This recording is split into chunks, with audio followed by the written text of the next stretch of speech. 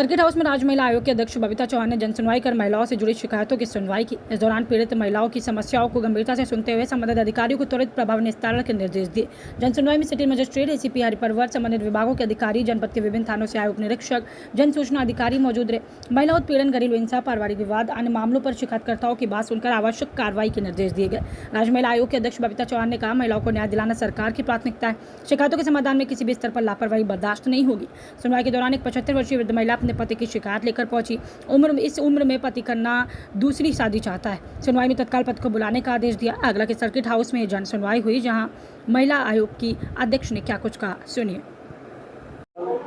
एक बार नाम बताइए अपना। सुबह कहाँ के रहने वाले हैं आप? लोधी गाँव के। आगरा के रहने वाले हैं? हाँ, कैरी मोड़। जी, क्या समस्या है आपकी? यहाँ पे आज आप ये मेरे हस्बैंड कभी बनी नहीं, उनका कैरेक्टर बहुत ज़्यादा खराब था। जो भी बाई लगती थी घर में, वो किसी बाई को नहीं छोड़ते थे। तो फिर मैं 2013 से तो बिल्कुल अलग रहती हूँ और 23 साल से मेरा कोई संबंध नहीं है उस आदमी से। मेरे 4 बेटे थे, बड़े अच्छे थे। जब शादी हुई तब बेटे भी अलग हो गए सब। जो भी मेरे पास था वो सब ले गए बच्चे मेरे। हस्बैंड कहता है मैंने 5 पैसा रखा, मेरे पास 1 रुपया नहीं है खाने के लिए। मैं परेशान हो गई। देखो 1.5 लाख में मेरा। आपके पति की उम्र क्या है? 74 साल। तो आप कह रहे हैं कि वो दोबारा शादी करने जा रहे हैं? हाँ, कहता शादी करूँगा। उसने रखी रखी है, इंदौर में है। उसको इसने इंदौर में रहता था, पहले ट्रांसफर इंदौर में था। तो इसने अपने ATM का कार्ड भी दे रखा है उसको, उसके लिए पैसा डालता है। उसको 2000 रुपये लेके आया अपने यहाँ। तो बोलता है कि मैं इसको रखूँगा, ये मेरे वाला तब तो मेरे वाला। मैं उस दिन से उस बंदे से अलग हूँ। नहीं तो अब आपको कैसे पता चला कि वो 74 साल की उम्र में दूसरी शादी करने जा रहा है? मेरे बेटे ने बताया। एक बेटा है मेरे को, ज़्यादा परेशान करता है इसलिए। बेटा कह रहे हैं कि पिताजी शादी कर रहे हैं। हाँ, आपके पापा दूसरी शादी कर रहे हैं। तो मैंने कहा तेरे बाप जब करेगा शादी, जो भी कुछ है वो उसको मेरा नाम करना पड़ेगा उसको, क्योंकि मैंने बनाया ये। जब मेरा आदमी 6000 कमाता था तो मैं 20,000 कमाती थी। चूड़ी की दुकान थी मेरी, ऊन की दुकान थी मेरी, इलेक्ट्रिक चप्पल की दुकान थी मेरी।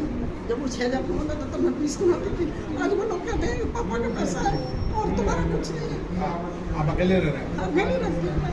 अच्छा, ठीक है। आज आप मुलाकात हुई आपकी बबीता चौहान जी से, क्या उन्होंने आश्वासन दिया? क्या आश्वासन?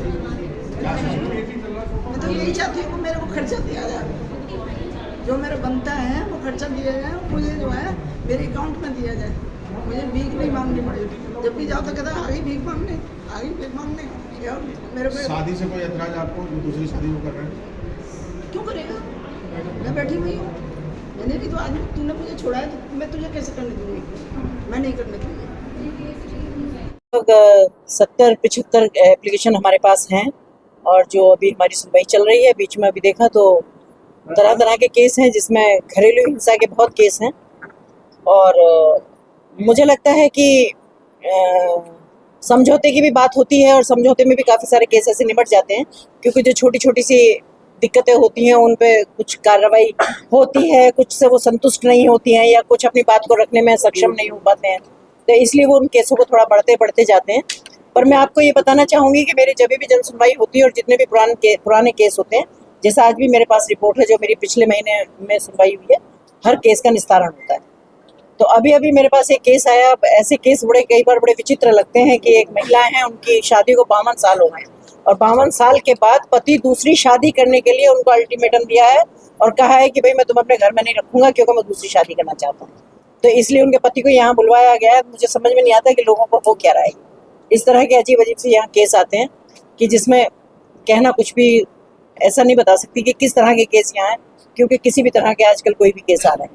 मैम, अक्सर देखा जाता है कि जो पीड़िता होती है पहले से ही कई सारे केस दर्ज करा देते हैं, उसके बाद यहाँ आते हैं कहते हैं कि समझौता करा दो। देखिए, बिल्कुल सही बात है ये, क्योंकि अभी भी हमारे पास ऐसी कई सारी एप्लीकेशंस आई हैं कि जिसमें वो बहुत, क्योंकि आजकल मुझे लगता है कि लोगों के पास कुछ पेशेंस भी नहीं है कि घर में थोड़ी सी लड़ाई झगड़ा हुआ और वो फटाफट थाने पहुंच गए, फिर उसके बाद वो सोचें कि थाने के बाद पूरे परिवार के भी नाम लिखवाने के बाद या कुछ भी कि हम समझौता करके हम वापस उस घर में जाएं। तो मुझे लगता है कि थोड़ा पेशेंस से काम लें। मैं आपके माध्यम से भी सबसे कहना चाहती हूँ कि थोड़ा अगर कार्रवाई कर रहे हैं या कार्रवाई करने में आपको लगता है पुलिस की कार्रवाई के बाद मुझे लगता है कि किसी भी समझौते की संभावना कम रह जाती है। तो मैं तो यही कोशिश करती हूँ कि पहले वो आपस में बैठें, अपने परिवार के साथ बैठें, दोनों परिवार बैठें, दोनों हस्बैंड वाइफ बैठें और जो भी समस्या उन समस्याओं का निस्तारण करें, जिसमें 4 लोग बाहर के होंगे, मैं भी होंगे अगर मेरे सामने भी, क्योंकि बहुत सारे केस ऐसे होते हैं कि जो मैं आए दिन अपने ऑफिस में बैठ के निपटवाती हूँ, जिनकी संभावना ये लगती है कि ये केस अब ये दोनों मिल ही नहीं पाएंगे, ये हस्बैंड वाइफ एक साथ रह ही नहीं सकते। मैं मतलब मुझे अच्छा लग रहा है ये बताने हुए में भी कि मैं ऐसे ऐसे जिनकी संभावनाएं बिल्कुल खत्म हो जाती हैं, ऐसे ऐसे परिवारों को मैंने बसवाया है। तो मुझे लगता है कि कहीं ना कहीं इतनी गलतफहमी थोड़ी होती है, और गलतफहमी के साथ साथ वो बातें फिर इतनी बढ़ती चली जाती हैं कि कहीं कोई उनका समझौता कराने वाला ही नहीं होता इस तरह से कि समझौता कराया जा सकता है। तो इस तरह के भी बहुत केस आए हैं, हमने समझाया भी उन्हें कि उनका तुम खिलाफ कार्रवाई कराओगे इतने पुलिस की तो कैसे समझौते की संभावना होगी। मैम 10 में से ऐसे तो- कितने केस आते हैं जो पुलिस कार्रवाई से सब, लेकिन सब सुनवाई होगी इसलिए काम कर रहे हैं? देखिए क्या है कि पुलिस का भी एक प्रोसीजर है कि जब उनके पास एप्लीकेशन आई तो उनको थोड़ा वक्त चाहिए, लेकिन जब कोई आदमी पीड़ित होता है और जिसके साथ परेशानी होती है वो सोचता है कि अगर मैंने आज एप्लीकेशन दी है तो मुझे कार्रवाई आज ही चाहिए, पर यह शायद संभव नहीं है पुलिस के लिए भी, क्योंकि उनको भी थोड़ा एविडेंस भी चाहिए होते हैं, थोड़ा इन्वेस्टिगेशन भी चल रहा होता है। पर मुझे लगता है, क्योंकि मैं अपने यहाँ पे कह सकती हूँ, यहीं की नहीं कह रही, मैं पूरे उत्तर प्रदेश की बता रही हूँ कि जहाँ जहाँ भी जितने केस मेरे पास आते हैं वो सारे पुलिस के द्वारा सॉल्व कर दिए जाते हैं, और जिसमें भी जो जरूरी कार्रवाई है वो सब कार्रवाई सारी होती है। तो मुझे लगता है कि लोगों को थोड़ा पेशेंस नहीं रखते हैं, और इसलिए एक पुलिस के बारे में अपनी एक धारणा बनाई हुई है कि हम गए पुलिस के पास, पुलिस नहीं सुन रही है या पुलिस नहीं काम कर। जैसा अभी आपने देखा होगा मेरे पास कई सारे केसेस हैं जिसमें हफ्ते भर पहले लोग पहुंचे हैं।